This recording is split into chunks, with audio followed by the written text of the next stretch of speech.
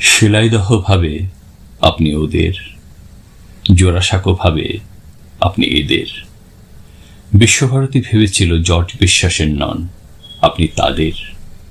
রবীন্দ্রনাথ, আপনি আসলে কার? যুদ্ধের সময় ট্রেঞ্চের মধ্যে শেষ নিঃশ্বাস নেওয়ার আগে এক তরুণ কবি ভেবেছিল আপনি তার। বক্তৃতার মাঝে আপনি যখন হঠাৎ মাথা উঁচু করে দাঁড়ান, তখন এক মুহূর্তের জন্য হলেও মন্ত্রী ভাবেন আপনি তার। নতুন বৌঠান কি কোনো দিনও ভেবেছিলেন আপনি তার? রানু, রবীন্দ্রনাথ আপনি যে ঠিক কার, সে প্রশ্নের উত্তর বাঙালি আজও পায়নি। দাদামশাই ভাবেন আপনি গোড়ার রচয়িতা, আপনি তার।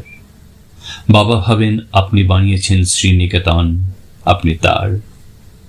মা ভাবেন আপনার সুরে বেজে উঠেছে ওর বীণা, আপনি তার।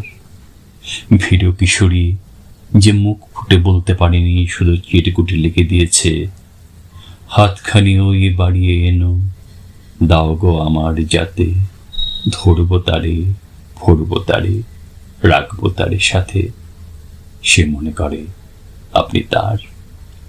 আর কফি হাউসের টেবিল চাপড়ে রাগী তরুণ ঘোষণা করে আপনি আসলে মাত্রাবৃত্তের। যতজন বাঙালি ততজন রবীন্দ্রনাথ।